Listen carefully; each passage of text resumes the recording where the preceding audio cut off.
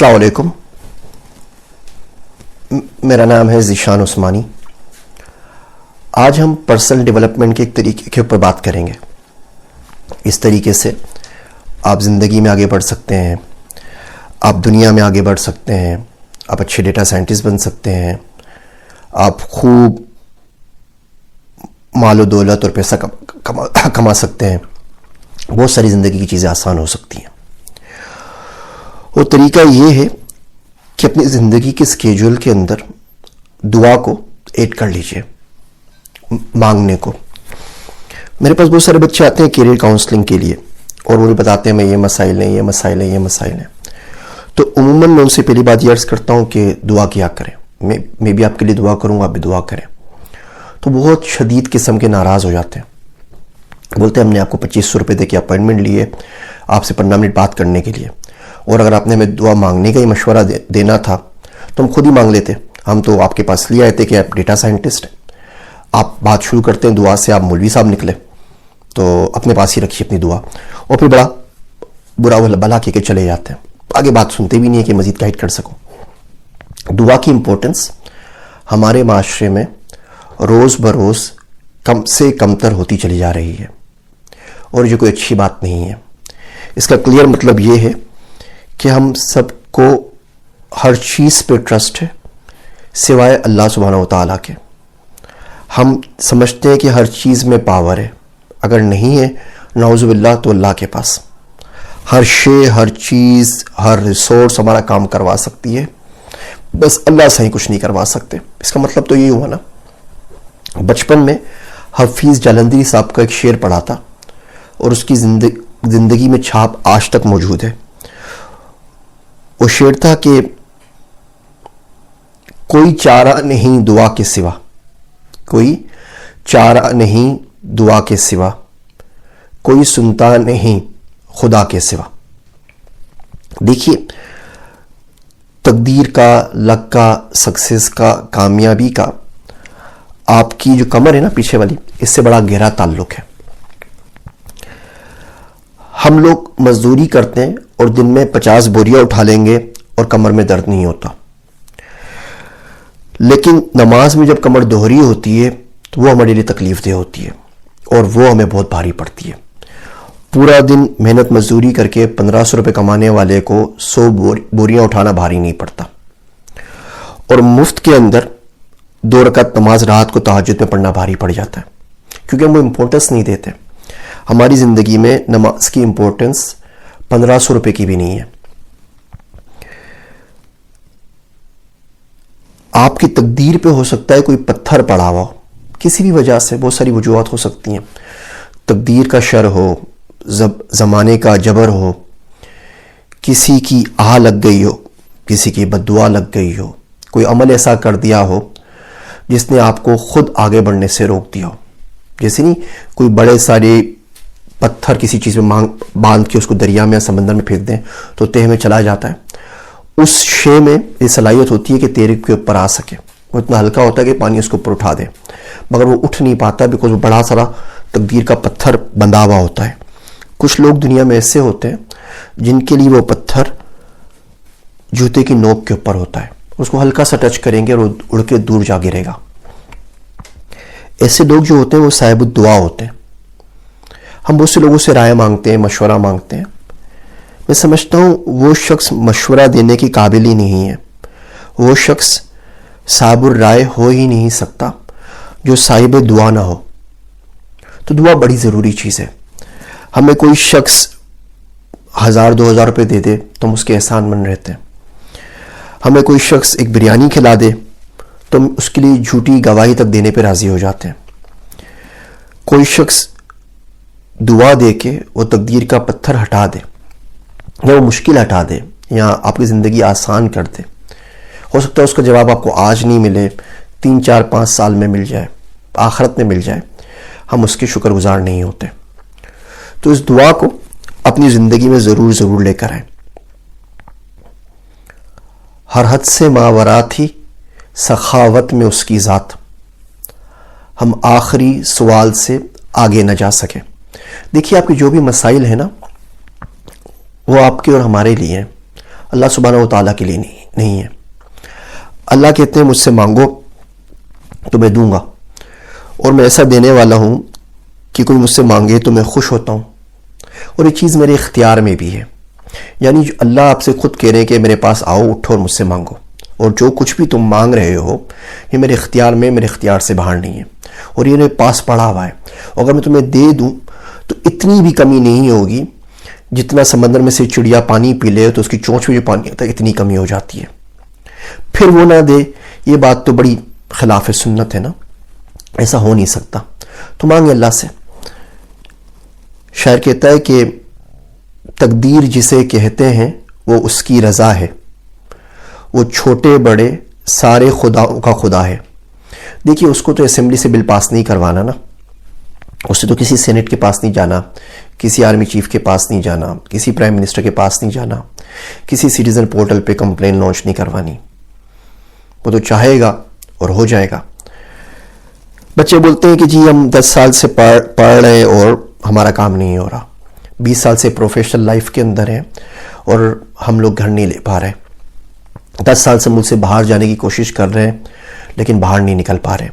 تو میں ان سے پوچھتا ہوں اچھا آپ نے دعا مانگی، 10 سال میں آپ روز 8 گھنٹے کام کر رہے تھے تو آپ نے کوئی 80,000 گھنٹے کام کر لیا.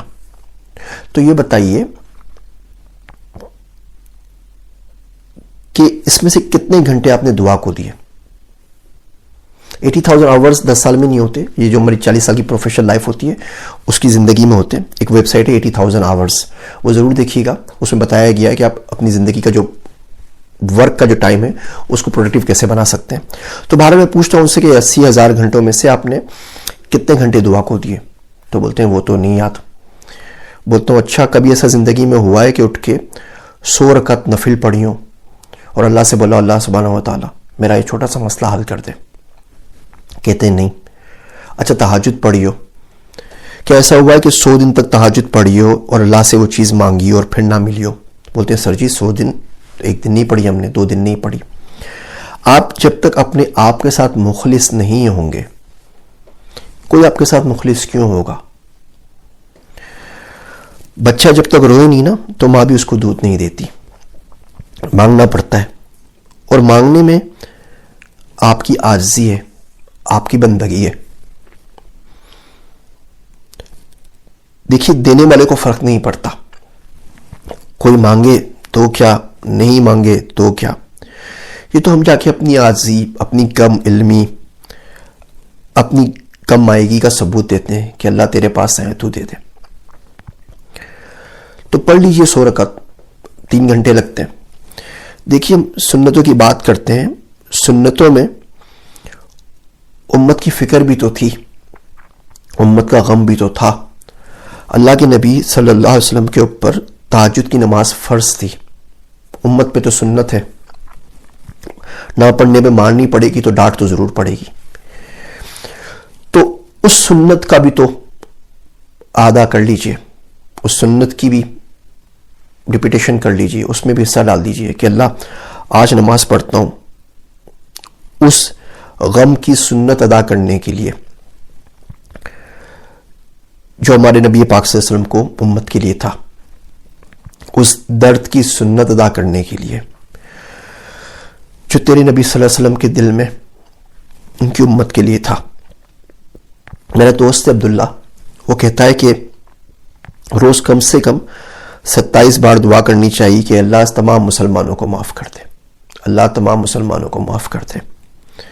بندہ یہ دعا روز کرتا رہے تو ایسا ہو جاتا ہے کہ اللہ اس کے صدقے سے لوگوں کو رزق دیتا ہے. جس ملک میں بہت ساری الٹے سیدھے کام ہو رہے ہوں گے، جس محلے میں بہت سے لوگ بھوکے سو رہے ہوں گے، اس محلے میں کیوں کر دعائیں قبول ہوں گی؟ بہت مسئلہ ہو جاتا ہے. تو بہرحال اس تمام تمہید کا مقصد چھوٹی سی بات کرنا تھا کہ دعا کو ہلکا نہ لیجیے، دعا دینے والوں کی قدر کیجیے. کب مالک کہاں کس کی کیوں سن لے ہمیں نہیں پتا. اللہ کا کسی سے لگا نہیں ہے، اس کی ذات بہت وسیع ہے اور بہت عظیم ہے. چھوٹی چھوٹی دعائیں بڑے بڑے کام ضرور کروا دیتی ہیں. جان نماز اور دعا، اس سے بڑا ہتھیار شاید ہی مومن کے پاس کوئی ہو. بندہ وجہ کی رول ہے، میسنی سی شکل بنا کے بیٹھ جائیے، جس زبان میں چاہے مانگے، سندھی میں مانگے، پنجابی میں مانگے، اردو میں مانگے، بنگالی میں مانگے، جس میں چاہے مانگے، اور اب سے کہیے کہ اللہ میاں یہ مسئلہ اٹک گیا ہے، کچھ سمجھ بھی نہیں آ رہا، کوئی ہاتھ نہیں پکڑ رہا. اب سنت سے دیکھیے، رسالت پناہ صلی اللہ علیہ وسلم کے اوپر ابھی نبوت نہیں آئی تھی، وہ غار حرا میں جاتے تھے تو دعا مانگتے تھے. ملا علی قاری کی کتاب جو میں آپ کو ریکمینڈ کرتا ہوں بار بار، حزب الاعظم والی، اس کو پڑھ لیجیے. اس میں لکھی ہوئی ہے کہ جبرائیل علیہ السلام، میکائیل علیہ السلام کہ اللہ اسرافیل علیہ السلام کا نام نہیں لیتے تھے، جبرائیل علیہ السلام، میکائیل علیہ السلام کا نام لیتے تھے. اے وہ اللہ جس نے آسمان و زمین کو بغیر کسی مثال کے پیدا کیا ہے، اے اللہ جن چیزوں پہ لوگ اختلاف کرتے ہیں مجھے صحیح راستہ دکھا. تو مانگتے رہیے روز اللہ سے کہ اللہ دھیان سے رکھنا، اللہ سنبھال کے خرچ کرنا، اللہ ضائع نہیں کرنا، اللہ کے آس پاس ہی رہنا چاہیے. پتہ نہیں کب کون سا کوئی کام لے لے، اللہ سے دور جانا ہی نہیں چاہیے. تو اس دعا کو کسی اور کے لیے نہیں تو اپنے لیے تھوڑا سا مقدس سمجھ لیں، تھوڑی سی اہمیت دے دیں. اس سے اتنا کچھ ملتا ہے جس کا آپ سوچ نہیں سکتے. رزق کا کوئی تعلق قابلیت کے ساتھ نہیں ہے، قبولیت کے ساتھ بھی نہیں ہے. بہت سے اللہ کے مقبول بندے ہوتے ہیں اور رزق کی تنگی ہو جاتی ہے. بہت سے بہت قابل لوگ ہوتے ہیں اور کما نہیں پاتے. کہ جس کے لیے جتنا مقدر میں لکھ دیا گیا ہے وہ لکھ دیا گیا ہے. دعا سے ہوتا یہ ہے، اس میں اضافہ ہو جاتا ہے، اس میں برکت آ جاتی ہے، اس میں آسانی ہو جاتی ہے. اور کچھ ہو نہ ہو، دعا بندے کو اپنے رب سے قریب کر دیتی ہے. اور قریب ہو کے جو ڈھارس ملتی ہے اس کا نعم البدل دنیا میں اور کوئی نہیں ہے. دیکھیے چھوٹا سا بچہ ہو، آپ اس کو تنگ کر دیں، اسے کوئی چیز چاہیے ہو تو دوڑتا ہوا ماں کے پاس چلتا ہے، بولتا ہے مما مجھے یہ کام کرنا ہے، مجھے پارک جانا ہے، مجھے ڈزنی ورلڈ جانا ہے، مجھے کھانا کھانا ہے، مجھے فلاں چیز چاہیے. ماں سے اتنا کہہ دینا کہ ہاں بیٹا سن لیا ہے، میں کچھ کرتی ہوں، تو بولتا ہے ٹھیک ہے مما، اوکے مما. تو صرف اتنی حضوری جس دن مل گئی نا آپ کو کہ اللہ نے سن لی ہے اور اب وہ جو بہتر ہوگا وہ آپ کے حق میں کر دے گا، یہ حضوری جو ہے یہ دعا قبول ہونے سے زیادہ اہم ہے اور زیادہ بڑے انعام کی چیز ہے. بہت اچھی بات ہے یہ. تو بہرحال دعا مانگیے گا، میرے واسطے بھی دعا کیجیے گا کہ اللہ مجھے دعا کرنا سکھائے. شاید آپ میں سے کسی لوگ کی دعا، کسی کی دعا میرے حق میں لگ جائے، اللہ کرے ایسا ہو. مزید کچھ باتیں کریں گے، آج کل کچھ ٹائم ہے تو کوشش کروں گا کچھ ویڈیوز ریکارڈ کرا دوں. میری باتیں سننے کا شکریہ. مجھے اپنی دعا میں یاد رکھیے گا. میں ہوں آپ سب کا ذیشان عثمانی.